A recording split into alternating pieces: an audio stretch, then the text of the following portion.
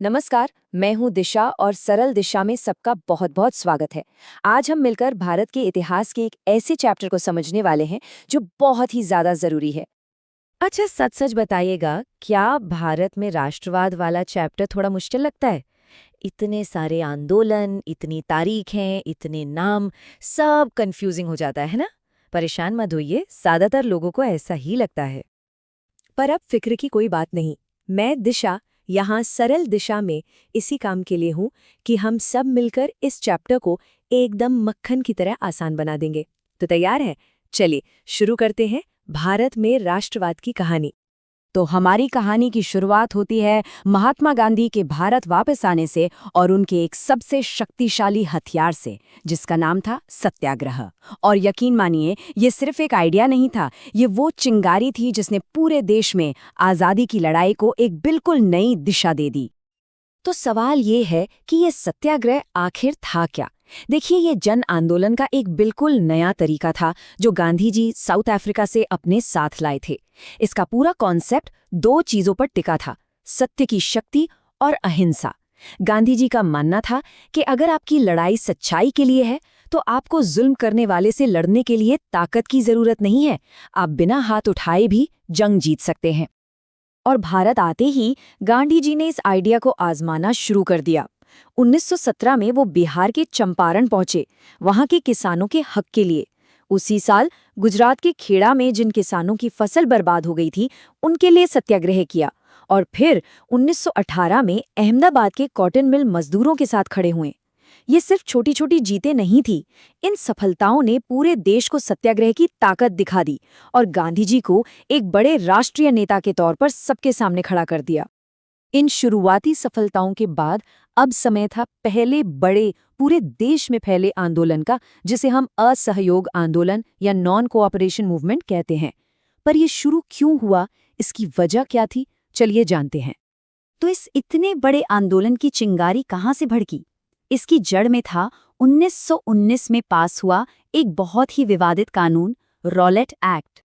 इस कानून ने अंग्रेजी सरकार को बेहिसाब ताकत दे दी थी। वो किसी भी राजनीतिक गतिविधि को आसानी से कुचल सकते थे। और सबसे डरावनी बात ये थी कि इस कानून के तहत सरकार किसी भी भारतीय को बिना कोई मुकदमा चलाए 2 साल के लिए जेल में डाल सकती थी। आम लोगों ने इसे बिना वकील, बिना अपील, बिना दलील का काला कानून कहना शुरू कर दिया। और ये एक लाइन इस कानून के जुल्म को बताने के लिए काफी थी। इस गुस्से की आग में घी का काम किया 13 अप्रैल 1919 की एक घटना ने। अमृतसर के जलियांवाला बाग में बैसाखी के दिन लोग शांति से जमा हुए थे और जनरल डायर ने उन निहत्थे लोगों पर गोलियां चलाने का आदेश दे दिया। सैकड़ों बेगुनाह लोग मारे गए। इस एक घटना ने पूरे देश को अंदर तक हिलाकर रख दिया। तो रॉलेट एक्ट का गुस्सा और जलियांवाला बाग का दर्द, इन्हीं दोनों से जन्म हुआ असहयोग आंदोलन का। गांधी जी का प्लान बहुत सिंपल पर बहुत पावरफुल था कि अगर हम भारतीय ही अंग्रेजों का साथ देना बंद कर दें तो उनका राज अपने आप ढह जाएगा। इसके लिए सरकारी पदवियां लौटाना, सरकारी नौकरियों, सेना, पुलिस, कोर्ट, स्कूल और विदेशी सामानों का बहिष्कार करना था।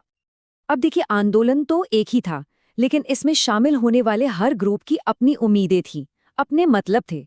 ये समझना बहुत दिलचस्प है कि अलग-अलग लोगों के लिए स्वराज का क्या मतलब था। जैसे शहरों में जो मिडिल क्लास थी, उनके लिए स्वराज का मतलब था विदेशी सामान से छुटकारा और आर्थिक आजादी। वहीं गांव में किसानों के लिए स्वराज का मतलब था भारी भरकम लगान और बेगार से मुक्ति। और बागान में काम करने वाले मजदूरों के लिए, उनके लिए स्वराज का मतलब था कि वो जब चाहे बागान छोड़कर अपने घर जा सके। तो देखा आपने, मंजिल एक थी, स्वराज, लेकिन रास्ते और मतलब सबके लिए अलग अलग थे। फिर 1922 में चौरी चौरा में एक हिंसक घटना हुई और गांधी जी ने असहयोग आंदोलन वापस ले लिया। पर आज़ादी की लड़ाई रुकी नहीं, बिल्कुल नहीं, बल्कि इसने एक नया मोड़ लिया और एक नया आंदोलन शुरू हुआ, सविनय अवज्ञा आंदोलन, यानी सिविल डिसओबीडियंस मूवमेंट। इस नए दौर की सबसे बड़ी बात थी दिसंबर 1929 का लाहौर कांग्रेस सेशन। यहाँ जवाहरलाल नेहरू की अध्यक्षता में पहली बार पूर्ण स्वराज यानी पूरी आज़ादी की मांग को ऑफिशियल कर दिया गया। ये एक बहुत बड़ा कदम था। अब लक्ष्य सिर्फ थोड़े बहुत सुधार नहीं, बल्कि अंग्रेजों से पूरी तरह आज़ादी पाना था। और इस बड़ी मांग को जन जन तक पहुंचाने के लिए गांधी जी ने एक बहुत ही साधारण सी चीज को अपना हथियार बनाया, नमक।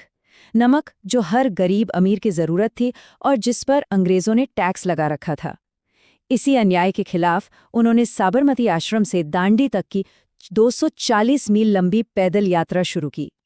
और फिर 6 अप्रैल 1930 को गांधी जी दांडी पहुंचे और समंदर के पानी से नमक बनाकर अंग्रेजों का नमक कानून तोड़ा। ये सिर्फ एक मुट्ठी नमक नहीं था, ये पूरे देश में सविनय अवज्ञा आंदोलन की शुरुआत का ऐलान था। ये आंदोलन पूरे देश में आग की तरह फैला, लेकिन इसकी अपनी कुछ कमियां और चुनौतियां भी थीं। और इसी दौर में देश को एक धागे में पिरोने के लिए कुछ प्रतीकों यानी सिंबल्स का भी इस्तेमाल किया गया। ये सच है कि आंदोलन बहुत बड़ा था, पर यह भी सच है कि ये समाज के हर तबके को एक साथ नहीं ला पाया। जैसे कि डॉक्टर B.R. अम्बेडकर के नेतृत्व में दलितों ने अपने राजनीतिक हक के लिए अलग से सीटों की मांग की, जिसके बाद पूना पैक्ट हुआ। खिलाफत आंदोलन खत्म होने के बाद बहुत से मुसलमान कांग्रेस से कटा हुआ महसूस करने लगे। सारे मजदूरों ने भी इसमें हिस्सा नहीं लिया। और हाँ, महिलाओं ने बढ़ चढ़कर हिस्सा लिया, पर उन्हें आंदोलन में कोई बड़ा पद नहीं दिया गया। ये बातें हमें सिखाती हैं कि एक राष्ट्र बनाना कितना मुश्किल काम होता है। अब इन सब मतभेदों के बीच लोगों को इमोशनली एक साथ कैसे लाया जाए? यहाँ काम आए प्रतीक यानी सिंबल्स। बंकिम चंद्र चट्टोपाध्याय की बनाए भारत माता की तस्वीर ने देश को एक माँ का रूप दिया। उनका लिखा वंदे मातरम तो जैसे राष्ट्रगान बन गया। और 1921 में गांधी जी का डिजाइन किया स्वराज का झंडा, जिसमें चरखा था, वो आत्मनिर्भरता और एकता का प्रतीक बन गया। वैसे 1 मिनट, अगर आपको ये सब समझने में मजा आ रहा है और चैप्टर आसान लग रहा है तो प्लीज एक छोटा सा काम जरूर करें। सरल दिशा को लाइक, शेयर और सब्सक्राइब कर दीजिए। आपका सपोर्ट ही हमें ऐसी वीडियोस बनाने की हिम्मत देता है। चलिए अब आते हैं सबसे काम की बात पर, वो हिस्सा जो एग्जाम के लिए सबसे ज्यादा जरूरी है।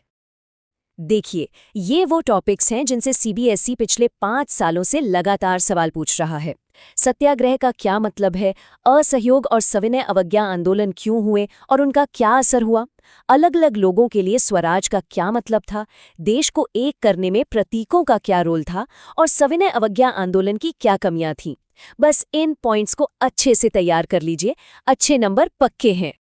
तो इस पूरे संघर्ष, इन साले आंदोलनों से हम क्या सीखते हैं? हम ये सीखते हैं कि कोई भी देश रातों रात नहीं बनता। उसे अलग अलग आवाज़ों, उम्मीदों और पहचानों को एक साथ जोड़कर बनाना पड़ता है। और ये हमें एक बहुत गहरे सवाल पर लाकर छोड़ देता है कि असल में एक राष्ट्र का हिस्सा होने का मतलब क्या होता है। इस पर सोचिएगा ज़रूर। अगली बार तक के लिए पढ़ते रहिए।